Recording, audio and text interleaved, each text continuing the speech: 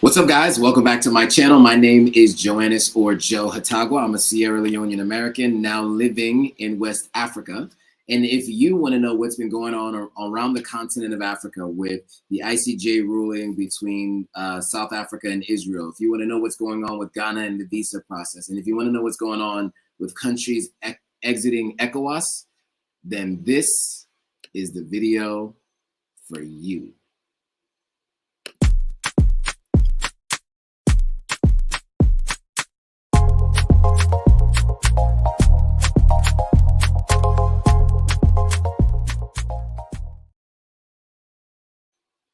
All right. We are seems to be timing out at the worst possible time, but give me a thumbs up if you can hear me. Let me know if you can hear me, and tell me where you're watching from. So can you hear me? And tell me where you're watching from. I gotta fix my headphones in the meantime. I want to know where you're watching from, and can you hear me? If you can hear me, give me a thumbs up. Let me know where you're watching from. Today, we're going to talk about all the stuff going on around the continent. I posted on it across all platforms. We're talking about the genocide ruling by the ICJ between South Africa and Israel. We're talking about Ghana and the visa program. We're talking about, what else are we going to talk about today? We're going to talk about, Burkina Faso, Mali, and Niger exiting the economic community of West African states. We're going to talk about all of it, what the implications are, what actually happened. It's been a news-packed week, and we're going to talk about all of it. So let me know if you guys can hear me. I see that you guys can hear me. We got Albuquerque, New Mexico, PEPS 2022 from Albuquerque. We got Uno. I don't know how to say it. You not like that. Sorry. It's from Chicago and New Orleans. Unbenin is from India. We got Tiana is from California. Oh shoot, my phone is falling. We got Young Boy Mesh from South Africa. Shout out to Young Boy Mesh from South Africa. Who else do we got? We got, who else do we have here? Okay, Rose Jones is from Queens, New York. What's up, Rose? Black Men Homeschool from Philly. Okay. The Immigrant. Are you really from Antarctica? If you're from Antarctica, you are the first person ever that we've ever had from Antarctica on the live. That is a new one. So shout out to you if you're really from Antarctica. That's a new one. That is somewhere we have not gone live from yet. We got Afribic from Somalia. What else we got? Okay, I love Lo Iso is watching from South Africa. We got Amina between Denmark and Lebanon. Wow, we got people from all over the place. Ish is from Connecticut. Waltz, San Antonio. Okay, we got people from everywhere. That's good. All right, we got Liverpool. GM Sheen is in Liverpool. Amina, I think that's the Lebanese flag. Stunna Official from Tanzania. This person's from Arizona. Sorry, Dooley's from Arizona. TLSUMLIN is from Cincinnati. We got York, UK. Kobe is from York, UK. Okay, we got Mr. Granada from New York. Somebody from Virginia, Newport News, Virginia. So that's Dawson. Right? Tico White from Fort Washington, Maryland. We got people from everywhere. Okay, we got people from all over the place. So again, if you're just joining us, we're going to talk about the news that's been going on across the continent and stuff that impacts the continent of Africa. So the ICJ's ruling between South Africa and Israel for the genocide. We also have Ghana and their visa requirements being lifted for all other Africans. And then we also have the conversation around Burkina Faso, Mali, and Niger exiting ECOWAS. So we got a lot of news to talk about. and we're going to jump right into it. So before we do, as always, if you're unfamiliar with who I am, it's good for me to give you a little bit of a background. But before I do, actually, there's been a couple people who have been. So Eric B from North Carolina, nice. Terrell Elliott, Mende Tribe, but he's living in Oakland, California. Anne Marie Harding's here. You said you could hear me. Programmatics from New York, nice.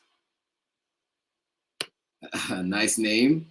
Mass Boy Cannabis from Boston, Massachusetts, of course. Peace, bro. Spirit Warrior is here. All right, cool. So we have a full packed house across all platforms. One thing I need you guys to do before anything is to hit that thumbs up. For some reason, I'm getting shadow banned on YouTube. I'm getting shadow banned on Instagram. I got a warning from YouTube for last week's live when we talked about the malaria vaccine. That's all I'm going to say, because apparently they decided it was against their rules and their code of conduct when all I was doing was reading people's comments and responses. I myself wasn't endorsing those belief systems, but because I read them out loud, I got a warning from YouTube. So YouTube has been shadow banning me, warning me, just all around, causing some problems for my platform. So if you guys can hit a thumbs up, share this with anybody you know who wants to know what's going on in the continent of Africa. I am not going to let these platforms stop me from giving you this information. But before I do, let's do a little bit of, who I am and what it is that I do, right? Because I think it'll be good for you guys to get an idea of what I'm about.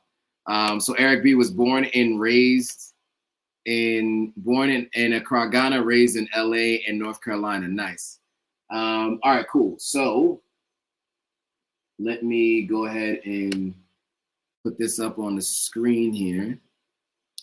So as usual, we're going to go through a presentation. If you guys are watching on TikTok, you're going to have to jump over to the link in the description, and you just click on watch me live now. But if you guys are watching anywhere else, you'll be able to see that this, especially on Instagram. Now that we go live on Instagram through this third-party platform, it's a whole lot easier. I used to have two phones like this, a phone here and a phone here. And I'd be talking to people on Instagram over here. I'd be talking to people on YouTube over here and TikTok. And it was just a lot. So now it's just two devices. It's the laptop and a phone for TikTok. Hopefully they get TikTok live going on the platform that I'm using to go live eventually. But in the meantime, we'll do our best to talk to you all across both platforms. So real quick, let me just get into who I am, especially for all those new people. I'm seeing a bunch of new people joining on Instagram. You guys might not know who I am and what I'm about. So I'll do a real quick introduction about who I am, and then we'll jump into the presentation. So again, let me get this set up. For some reason, it's not cooperating. Okay, there we go. All right, and then let me go ahead and share my screen. Give me 1 second, I'm pulling it up here. And what we are going to share is this screen right here. All right, so I'm sure you guys can see my screen at this point.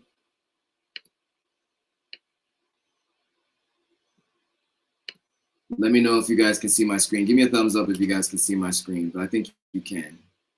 I'm pretty sure you can. All right, so these are the topics we're going to be going over today. So again, the genocide ruling, exits from Ecowas, and then the new visa or no visa restrictions for Ghana, which is interesting. So, but before we get into it, like I said, I'll do a little bit of an introduction to who I am, so you guys are all aware of who you're listening to. So a couple of things. Number one, we are back on the weekly posting schedule. Finally, we're back. We are back. So for those of you who have been wondering what's been going on, laptop crash, things happened, but we're live. So again, I am a Sierra Leonean American living in West Africa. And so a lot of what I do is traveling around to different countries, experiencing culture exchanges, learning about other countries and their culture, and of course, sharing that with you guys. So you guys know what it's like as a Western person, you know, somebody who's grown up in the Western world, whether that's the United States, Canada, or even somewhere in Europe or anywhere else, what it might be like to live on the continent. Someone who might have westernized culture and background. My parents are both born and raised in Sierra Leone. I was born in the United States, but I'm a dual citizen with Sierra Leone. So anyway, I've traveled quite a lot, actually, across the world. Specifically on the continent of Africa, I've been in a couple different countries, 5 countries to be exact, six countries to be exact. So I went to Gambia last year with a company called Visit Sierra Leone. And the next series of videos you guys are going to see from me on YouTube and clips that you're going to see on Instagram and TikTok will be coming from this trip to the Gambia. So the first video, technically the third video on this series actually came out yesterday at 6 p.m. GMT. The next one's going to come out on Wednesday, and then the following is going to come out on Saturday. So the first one is a beach ride, horseback riding, or a beach walk and a horseback riding on the beach there.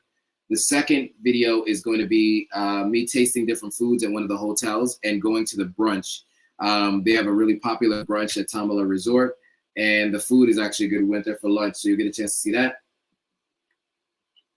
And then Saturday, I give you guys a tour of the room and the premises at Tamala Resort. So you can see what it's like to stay at a hotel in the Gambia. And it gives you some ideas of things that you can do if you're planning on traveling to the Gambia. So that's what this channel is about, helping people make a decision to visit, move, invest. And if you're visiting, I want to help you make a decision about where you want to stay and what you want to do when you visit. And if you want to move, I want to help you with that process as well. So make sure you follow, subscribe, do all the things, like, comment, and share. When you subscribe, turn on the post notifications, but you want to hit the all. You may not still be notified with every post notification. I've been told not everybody's being notified. YouTube is trying to stop me from getting this information out to you. So you may just have to check in periodically on the channel to see when new videos are coming out. But I go live every Monday at 9 p.m. GMT without fail. If there's a reason that I'm traveling for some reason, I'll still go live that week. It'll just be on a different day, and I'll always be sure to let you guys know. Sometimes I go live with a guest. Most of the time I go live by myself.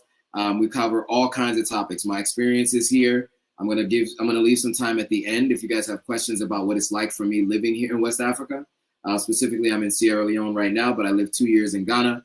But then in general, I'll do interviews with folks too, and I'll talk to folks about different things that are happening around the world. All right, so here are some of the services I provide outside of just running this social media platform. So if you want to move to Ghana or Sierra Leone, I have services that I can help with. So visiting Ghana, here's all the things that I can help with. Moving to Ghana, here are all the things that I can help with. And visiting or moving to Sierra Leone, here's a list of things that I can help with, either myself or through my partnerships. I've now gotten a driver's license in Sierra Leone. I've gotten my national ID in Sierra Leone. I had a residency permit in Ghana. So I've gone through all of these processes, and I can show you what the process is like and make it seamless for you. So if you want to do these things, these are things that I can do. I've also gotten my dual citizenship with Sierra Leone as well. So depending on your background, I can always help with that as well. So here's some testimonials for people who have done some of the consulting with me about different things like businesses and or buying land. So Anita had a really good session with me. We also had Benoit had a good session. Saba had a great session as well, as you can see. This is Aisha had a good session as well. And you can see we've had multiple discussions, but this one in particular, I think she found to be very helpful. And there are many others too, which I'll share in the future. But if you want to book a consultation with me, link is in the description. Just click on book a private one-on-one session. Really simple. Influencer services. If you're a brand and you want to partner with me as an influencer, whether that's traveling somewhere or hosting an event or hosting a panel, I can do all those things. These are all things that I do. Social media consulting. If you want help growing your social media following, which by the way, the total number at the top is way off because my numbers have been growing tremendously and it's hard to keep track and update this sheet every week. But We're over 240,000. I think we're over 241,000 now on IG. So thanks to all of you guys, that's grown tremendously. Facebook, we're over 50K. TikTok over 20. YouTube over 14K. I just hit the 14K mark 2 or 3 days ago. So I'm going to do a new video once I hit 15,000 on subscribers on YouTube. That's going to be a huge milestone for me. I'm excited to hit that milestone. And then here's some of the other numbers. So I've been able to build these platforms, and I can help you do the same. So if that's what you guys are looking to do, I can help you with that. Before I move forward, let me just make sure that I'm not missing any questions, comments, thoughts. So we got people from Las Vegas in. We got people from Texas. We have people from Ghana. Teresa Keys says, I will move to Ghana. Nice. Victor saying everywhere. Who else do we got? Everybody was saying they can see my presentation. I see all the thumbs up. Keith had a question. Why are we ignoring the genocide in Congo as much of the African governments want to open borders to have free visa traveling? How about they assist to stop the genocide in Congo? That is a very important point. And I mention it a lot on my page. So if you just look at my Instagram page, it's come up frequently. I definitely mention it many times. I would do a session at one point in time where we deep dive into what's happening in the Congo. I actually am looking to have a special guest. Fingers crossed we can get that scheduled. But this person is the foremost expert on the Congo, and he and I have discussed it on a number of. Well, he and I have discussed going live through DM a couple of months ago. He's not allowed to go live on Instagram until February. I don't know if that gives you a hint as to who it is. But hopefully, fingers crossed, we can get this thing going, and we will have an entire discussion on the Congo. So Keith, don't worry. We will absolutely be having that conversation, and I want to have it with an expert, someone who's been on the ground, who's seen it firsthand, and who's working on solving the problem. So we will absolutely be having that conversation. Don't worry, it's coming. In the meantime, I'll talk about other things that I can easily talk about and I have information on. October Divine is asking what platform I go live on. I go live currently today on StreamYard, free plug for StreamYard. But I go live on StreamYard currently at the moment. There are many other streaming platforms that you can utilize that work with merch and all kinds of other things. But I'm going on, yeah, so that's where I am. All right, am I missing any questions, comments? I'm just trying to scroll through quickly because there's a lot of questions and comments. Is it true you help us get an apartment, employment, and school? Teresa's asking. I can help get you in touch with different, sorry, my brain is lapsing. Real estate agents for apartments. I can give you ideas on what neighborhoods to live in. I also can give you some ideas about how to find employment. I myself worked at Jumia as the head of advertising for Ghana for an entire year. So I do have a bit of a network in Ghana and in Sierra Leone, depending on your background. Now, school is a different thing, right? I can talk to you about what schools are in both places, but you know, school is not on my list of things that I help with. But I can give some insight and understanding. There's also homeschooling and other programs that I'm familiar with that I know people who are focused on. So I can always make that introduction. One of these things, okay, so Chump for You says, is the Chinese abusive to Sierra Leone workers in the Chinese plants? A good question. I don't know the answer to that question. Dynamic Deborah says, I've been told by some Africans not to move by Africa, not to move to Africa. Yet I'm still interested in visiting and maybe relocating. Yeah, I would say don't move until you visited a number of times. You spent a good amount of time here, and you can have a smoother transition. It's absolutely a difficult process, but worth it once you have everything in place. All right, cool. I spent a lot of time on that answering those questions. Let's move on. So if you want to work with me on building your social media, you can find that link in the description as well. Instagram promotions. If you want to promote your business on Instagram, you not only can be in front of, or on my platforms, you can not only be in front of 200 or 300 plus thousand folks, but you also have the opportunity to be in front of folks who are influential and potentially affluent folks. So Taraji P. Henson's a follower. She's engaged with posts in the past. So she's someone I like to point out because obviously this is someone of substance, you know, who's really doing something with her life, and she's just on social media to also, you know, share her story with folks. But her whole life does not revolve around social media. But when she's on, she focuses on things that are important to the community.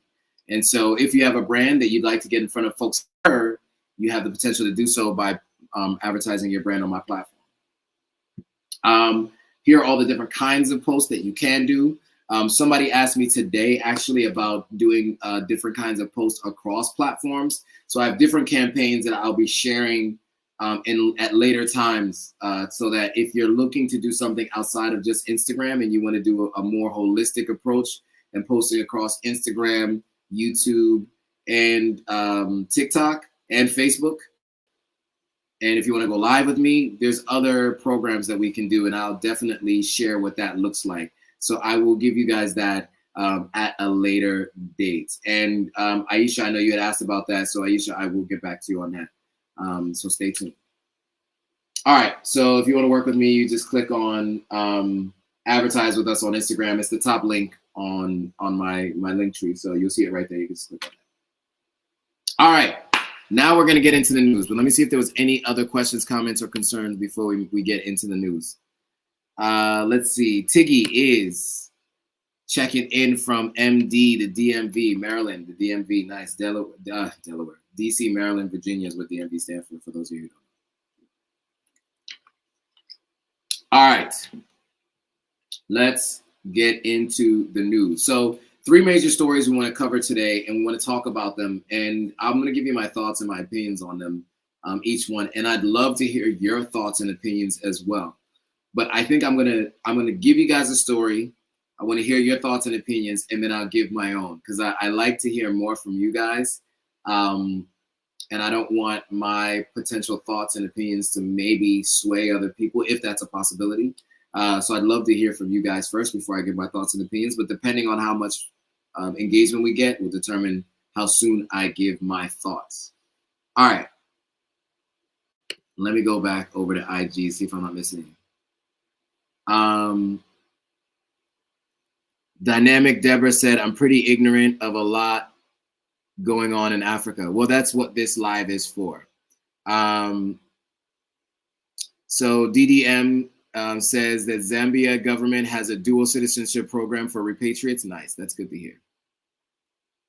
Cool, so other countries are doing it as well. Kika Moonlight just joined, shout out to Kika. Have you made it to Ghana yet? I know I owe you a response on email. It's been a crazy couple of days. All right, so let's start with the visa free for Ghana. So this is interesting. Obviously, Ghana has become a destination that people like to go to, right? It's a country that, you know, since the year of return, which was the first year I went to Ghana, I saw many people make the decision to move or visit more frequently. People who had never been to the continent, they felt like Ghana was the best place to go for the first trip to the continent. And I think it's good. It's like a good soft landing, smooth transition to coming to the continent and visiting for the first time. And so one of the bits of news that came out last Thursday is they are going to grant visa-free entry for all Africans visiting the country by the end of 2024. And this is President Nana Akufo-Addo announced on Thursday. So basically, he said any country that is on the continent of Africa will be able to visit Ghana without a visa. He announced that on last Thursday. So this gesture is in line with the objectives of the African Continental Free Trade Arena, the AFCFTA. And this idea is to create a seamless single market on the continent to drive economic growth, job creation, and poverty eradication. So this is what he said while opening the 2024 Africa Prosperity Dialogue in Ghana's eastern region. I think this is really important, right? Because this African Continental Free Trade area, I said arena earlier, but area, was meant to do all these things.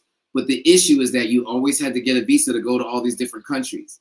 It's interesting that, like, you can travel around West Africa with any one of your West African passports, or you can travel around East Africa with all of your with any one of the East African passports that are in the East African Federation or that are in the Ecowas, but like to go to like Egypt for a Sierra Leonean, you have to get a visa, which to me I think is crazy, because if you think about Eurasia or the countries in Europe, right?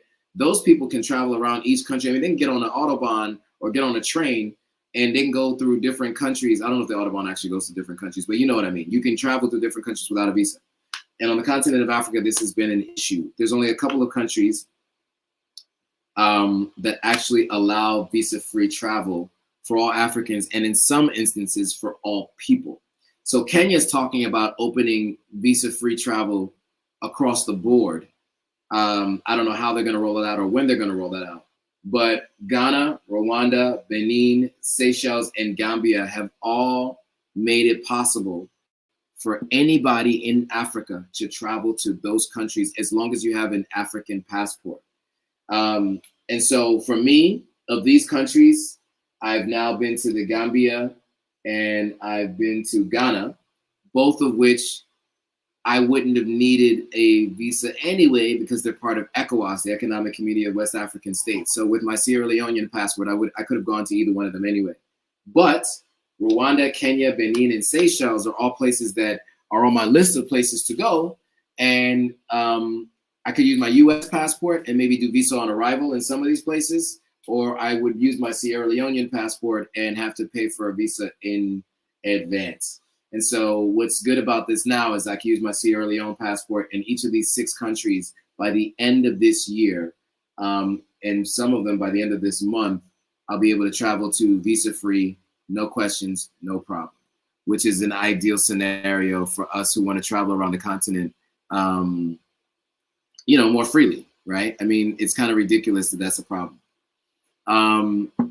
So Joe Hall is asking, how difficult is it for seniors to move to Ghana? I think it all depends on your individual circumstance. I can't say that it's difficult or easy for seniors in particular. I think your specific circumstance is going to determine how easy or difficult it is. If you want to have a one-on-one discussion to hear a little bit more about what your personal circumstances and situation looks like, just hit me up for a consulting session. The link is in my profile. You can set up some time to talk to me and we can talk through you in particular and what your plans are, and we can talk about whether or not it'd be easy or difficult. But hard to say not knowing anything about you and what it is that you do. All right. So now, so that's the Ghana story. So Dynamic Deborah says, I would like to have a one-on-one with you. Also, because I'm a senior, we'll do a consult. Okay, great. Yes, definitely set that up. We can talk about it in detail. It'll be good for me to understand your specific circumstances so that I can help you out, Deborah. And then that's the same for the other gentleman who had asked earlier. All right, cool. So ECOWAS news. So Niger, Mali, and Burkina Faso have announced their withdrawal from the Economic Community of West African States, or ECOWAS. So we'll talk about that in a second. So this actually broke less than 24 to 48 hours ago. So these countries had already been suspended from the bloc. So ECOWAS had sanctioned them and kind of suspended them from Economic Community of West African States. But they have been urging them to return to democratic rule because these 3 countries all had a coup, which led to these 3 military leaders being in charge. The 3 governments said it was a sovereign decision to withdraw from ECOWAS. They were also founding members, actually, of ECOWAS when it was first established in 1975. So interestingly enough, I think that's an important part of what they talked about because although they were founding members and decided to leave, they expressed why they decided to leave. And we'll talk about that on the next page. But the relationship and the relations between the bloc of ECOWAS and these 3 countries has been tense after military coups took place in Niger in July and Burkina Faso in 2022. So both of those had coups, and then Mali had a coup in 2020. So obviously ECOWAS has been pushing them to return to civilian rule. They have said they will eventually, but definitely not right away. So in response to Sunday's announcement, and so ECOWAS had made an announcement. The 3 countries basically said, ECOWAS had a response to the three countries withdrawing. And this is what they said. Important members of the community and the bloc remains committed to finding a negotiated solution to the political impasse. So it also said it had not yet received formal notification from the countries about their withdrawal from the bloc. According to the ECOWAS treaty, member states wishing to withdraw must give written notice a year in advance and continue to abide by its provisions during that year. So these are all things that these three countries have agreed to, but it's looking like they're probably going to sever ties without following these specific rules. As you can imagine, you know, these three gentlemen are not into following the rules of larger governing bodies that they disagree with, right? Hence the reason why they're all in power in their own particular countries in the first place, right? Which makes sense. All right, so that's these folks. So now in the joint statement, so they put out a joint statement that looks like what's on the right. You guys can look at my Instagram page if you want to read it in its entirety. But basically some highlights from it. It basically said ECOWAS had drifted from the ideals of its founding fathers and the spirit of Pan-Africanism. And a large portion of why these folks have been withdrawing from this and their issue with France is because they feel like the economic community of West African states has been a little too cozy or too comfortable and close to the West, and focusing a lot on abiding by and also doing business with the West in ways that are not beneficial to the countries themselves. And so they felt like if they took over in these particular countries, they can do a better job than the previous administrations that have been in place, that they felt like, are being controlled by the economic community of West African state.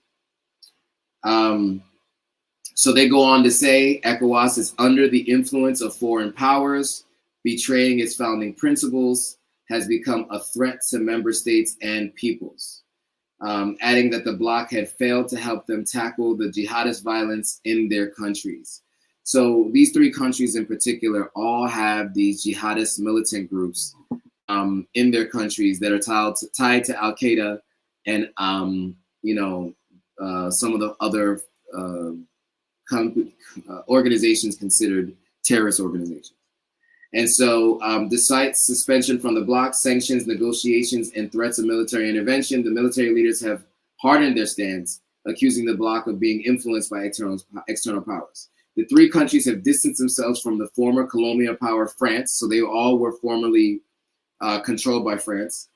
They strengthened their ties to Russia, each individually, and in September they formed a mutual defense pact called the Alliance of the Sahel States, meaning that they've decided to come together and work together on joint defense of their countries from these militant groups, especially because France had troops in each of their countries as part of their agreements to help them stave off these jihadist groups.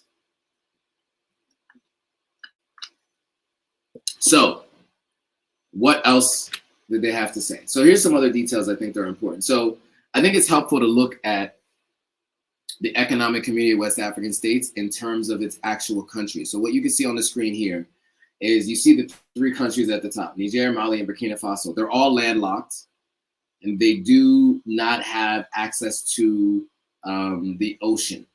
So other countries you have to go through to get access to the ocean. They're all landlocked, and they all have extremist groups within different factions of their country. So Nigeria has the Boko Haram in northeastern Nigeria, which borders with Niger. Niger has militant groups in Niger in different parts of the region, if I'm not mistaken, the east as well. Mali and Burkina Faso also have issues. Now, what you might notice is how big, in terms of landmass, Mali and Niger are. So you can imagine these militant groups can have time to build large organizations to recruit people and take up massive amounts of space because these countries are so large. They have mountainous regions, they have regions with valleys and places. So in certain areas, it can be very difficult to stave off these militant groups. And they've had time to build and fortify their own fortresses and safe houses and all these kinds of things, right? And so they have to work together to try to eliminate these things. So Nigeria is one of the biggest countries in the continent of Africa in terms of population, if not the biggest in terms of population. But as you can see in terms of its size, it's actually smaller than Mali and smaller than Niger. And so that's something that most people are not aware of, but it's important to know. These countries are massive in size. And even Burkina Faso is pretty big. You know, if you look at it square footage wise, it's about the same size, if not bigger than Ghana. Right. So another thing to think about, just in terms of the size of these countries and what's important to know about what they're dealing with these extremist groups. So these three military leaders have argued that they want to restore security before organizing elections as they struggle to contain the jihadist insurgencies linked to Al-Qaeda and the Islamic State. And there's just funneling money into them, recruiting more people, and that's just a challenge, right? So Niger's military leaders have said they want up to 3 years for the transition back to civilian rule. So we're in year 2 of that, right? Or I guess we're still in year 1, and then eventually they say they'll return it over to civilian rule, and they will do elections in Niger. The military government of Mali had pledged to hold elections in February. But that has now been pushed back to an unknown date. So they were supposed to have elections in a month. In Mali, of course, the coup has been in place since 2020. So they're further extending the military rule. And then lastly, Burkina Faso had set elections for this coming summer, but authorities there say the fight against the insurgents remains a top priority. So they may also extend out when they're going to do their democratic elections as well. So I don't know if we expect to see democratic elections in any of these 3 countries within the next 12 to 24 months, considering they're strengthening their core bloc and they're working together as military rulers. But I guess we will just have to see. There have been coups in the past where military rulers have taken over and have done really great things for their countries. But then there's also been civilian casualties with those military leaders in many cases. And so these are things that, you know, people I think are fearful of when they hear a military ruler taking over. So we're going to go to the ICJ court in a second. But what I realized is that I didn't even ask you guys, first of all, your opinion on the Ghana ruling. What do you guys think about this, right? Being able to travel to Ghana without a visa. I'll wait to hear back from you guys, and then I'll go back to this. And then I want to hear from you guys on this Niger, Mali, and Burkina Faso announcing their withdrawal from Ecowas. So let me give you my thoughts on this one, and then we'll go back to some of the other ones. So my thoughts are this. I understand what they're saying in terms of feeling like Ecowas is just very cozy with the West, right? And I do think that Africa needs to do a better job of doing intra-continental trade to be less dependent on countries outside of the continent. So that's where I'll start. I'll start by saying that. I'm not the biggest fan of coups, you know, especially for those of us in the country where I've been here where there's been an attempted coup. And it's not the ideal scenario to be in. And I've mentioned this previously. It's just not an ideal scenario to be in where there are coups happening or a potential coup. So Bells Nefertini says, I'm traveling to Ghana in February and I had to get a visa. Okay. Where is your passport from? What country? Because that might help me understand why. And also in terms of Ghana, they said they're not removing the visa restriction until the end of 2024. So I think from now, probably you can expect until sometime in Q4, you will have to do your, you'll have to get a visa. Oh, especially from the US. Yes. Yeah. So Ghana's only making visa free for people from the continent of Africa with African passports. So right now they do it for Ecowas. So you can see it. This is what an Ecowas passport looks like. So you'll see it says Economic Community of West African States here. The Republic of the country. So mine's obviously the Republic of Sierra Leone. If it's Nigeria, it'll say that. And it obviously it just says passport. And you see the ECOWAS logo here in the middle. So this just tells them as soon as I land and I give them my passport, this person is from the Economic Community of West African States, they are granted entry. I would show you all the stamps, but it's stamped up. Lots of stamps, because I travel a lot between Sierra Leone and Ghana. More stamps, more stamps. So I'm excited to be able to travel to more parts of the continent of Africa without having to get a visa, because that is a pain, as you can imagine. It's not ideal to have to get a visa every time you want to travel to a country on the same continent. To me, it just makes no sense. All right, so let's see if we had any thoughts from anyone in the audience. Oh, excuse me.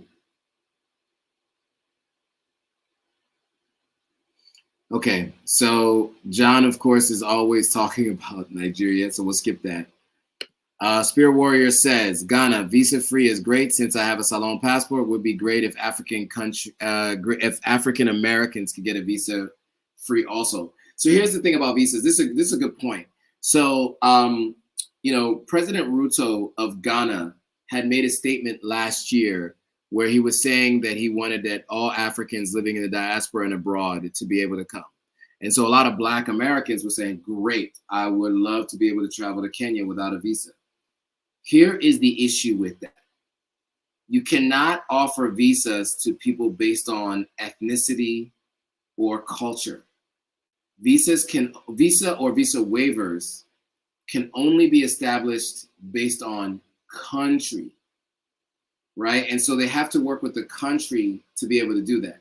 So for instance, if they wanted to do that with African Americans, Ghana would just have to say, we wouldn't allow Americans to be able to come here visa free. Because it'd be very complicated to say African Americans or people of African descent, because then what percentage do you have to be? And how can you prove that, right? So it would be a lot to do. So I think what they're going to do is they're just going to open it up to all of Africa. And if they do it for America, it would be for America in general. It cannot be for a cultural subset or an ethnic subset. Unfortunately, just the way these things work between countries, it has to be based on the country as a whole, not a subset of folks.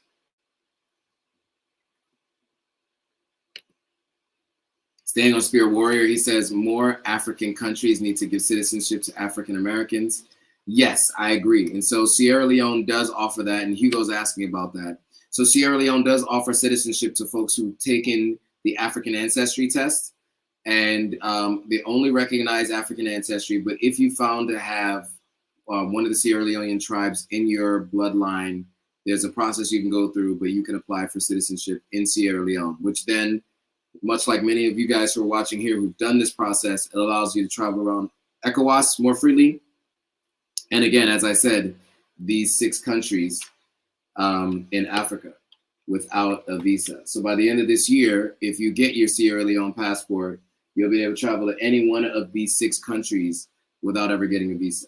And then, of course, the full rest of the Economic Community of West African States, minus Mali, Niger, and Burkina Faso. I'm not really sure if and how they're handling visas. But that means you can go to Cape Verde, off the coast of Cape Verde, I guess I should say, off the coast of Africa. You got Senegal. Gambia is already on that list. Guinea-Bissau, if you are so choose. Guinea, if you so choose. Obviously, we're talking about Sierra Leone. Liberia, Cote d'Ivoire. Ghana is already on that list. Togo is not on that list. Benin is on that list already. So I've been to Nigeria. Obviously, Ghana. I've been to Gambia in West Africa. Obviously, I've been to Sierra Leone as well. So I've been to a few places in West Africa. I haven't been to all the member states, but my goal was and is to go. Now, Hugo's question is, are they still doing the Sierra Leone ceremony in April for those wanting citizenship? Unfortunately, as I've been told, they have postponed it straight to November of this year. no longer doing it in April of this year. If I get updates and that changes, I will let you know. Dory from Stafford Lodge and Salon Hidden Gems actually alerted me to this a few weeks ago because some people had been asking. She had been watching the live, and she had been given information that they decided that they were going to postpone April's to November and just have everyone come in November. So it looks like, as of right now, November is the sole trip for this year for those of you who want to get your citizenship, which means you have time to save up. It also means you have time to get your, do the test, the African ancestry test, if you so choose, and then go through the process of booking a trip. Visit Sierra Leone does a trip, which is one of the companies I'm working with for content. Salon Hidden Gems, Stafford Lodge folks do it. African Ancestry themselves do it as well. So there's 6 companies that they agree to allow to do these tours. All right. So Hugo's saying, thank you for that. I had no news. Yeah, I'm told that it wasn't really widely distributed information that it wasn't going to happen. John, please don't troll so much. I will have to put you on timeout, and I don't want to do that. So please, just if you have anything to say, be positive. Don't be trolling Ghanaians. It's unnecessary. Unnecessary, John, please. All right. All right. So let's get to this ICJ ruling. Because I think it's important, right? This conversation around what's been going on. And we talked about the background with South Africa. But before we get into that, let's see if there's any other questions or comments that I missed. How much is the African ancestry test? Great question. I don't know what it is, but I'm sure if you Google it, you can find out quickly.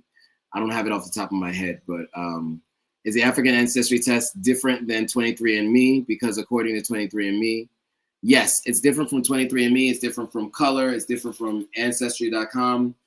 They all have their pros and cons, but specifically in terms of Sierra Leone offering citizenship, they only recognize African ancestry.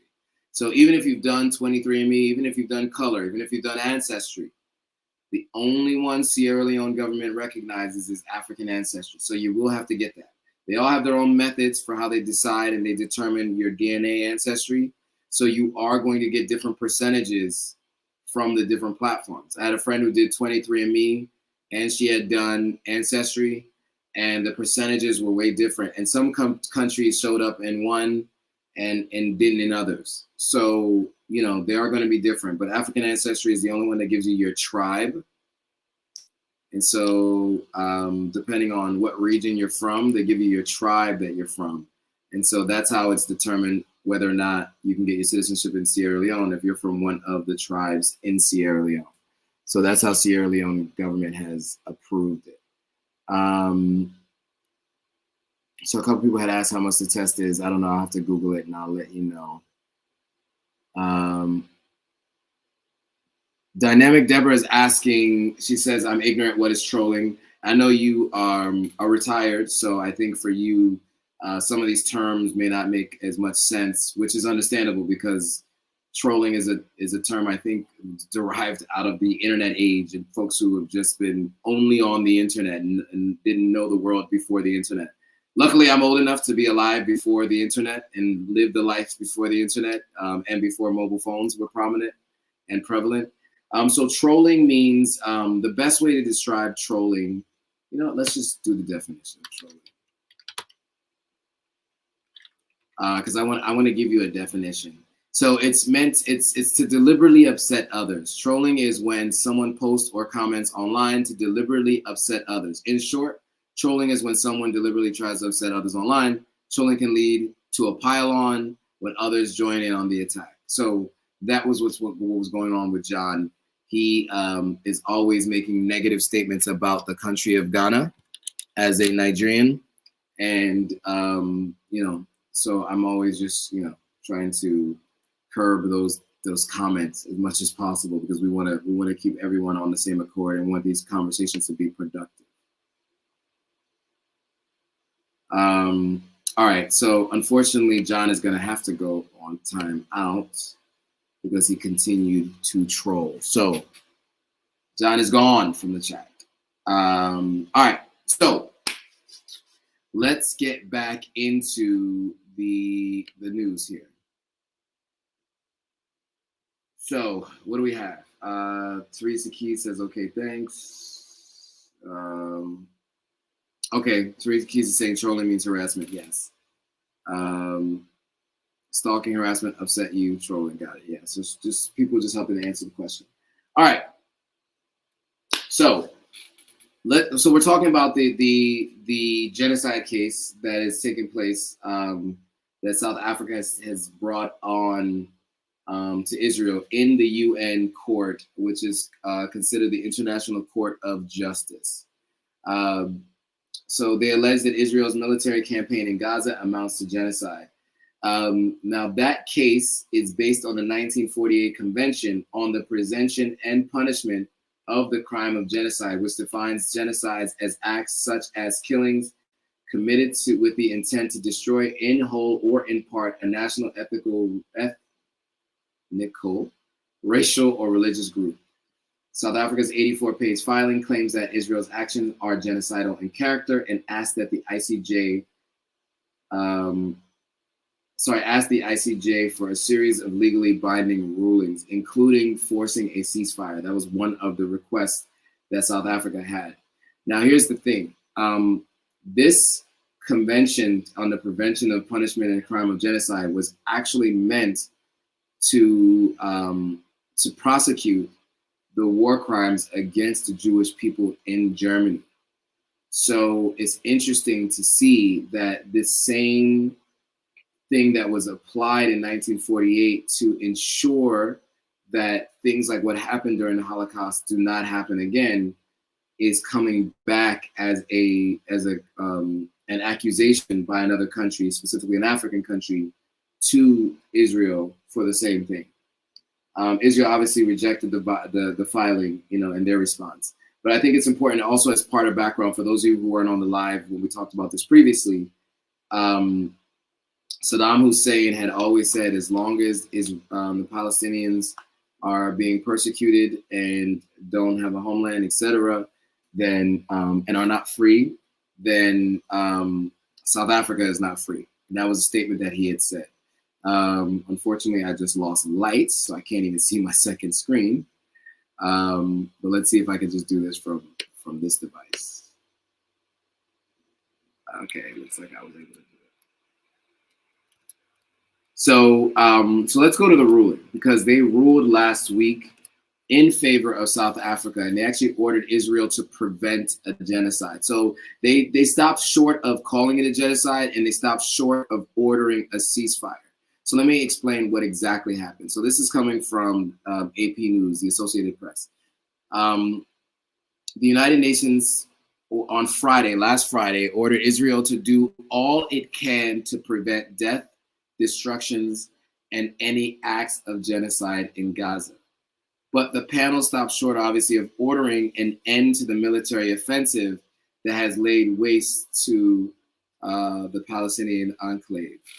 In the ruling that will keep Israel under the legal lens for years to come, the court offered little other comfort to Israeli leaders in a genocide case brought by South Africa that goes to the core of one of the world's most intractable conflicts. So the court's half-dozen orders will be difficult to achieve without some sort of ceasefire or pause in the fighting.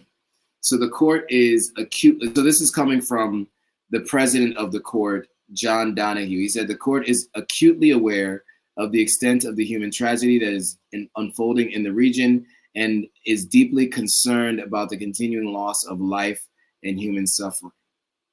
So that's the ruling. So what exactly happened during the ruling, right? So the ruling amounted to, obviously a rebuke of what's happening. It's nearly a 4-month-old offensive that has killed more than 26,000 Palestinians, decimated vast swaths of Gaza, and driven nearly 85% of its 2.3 million people population from their homes, right? later on Friday, the UN Secretary General Antonio Guterres, or Guterres, stressed that the top court's rulings are legally binding and trusts that Israel will comply with its orders, including to take all measures within its power to prevent acts that would bring about the destruction of the Palestinian people. The court also called on Hamas to release the hostages who are still in captivity. Hamas urged the international community to make Israel carry out the court's orders. Many of the measures were approved by an overwhelming majority of judges. Of the 6, an Israeli judge voted in favor of, basically keeping going in order for the humanitarian aid and other.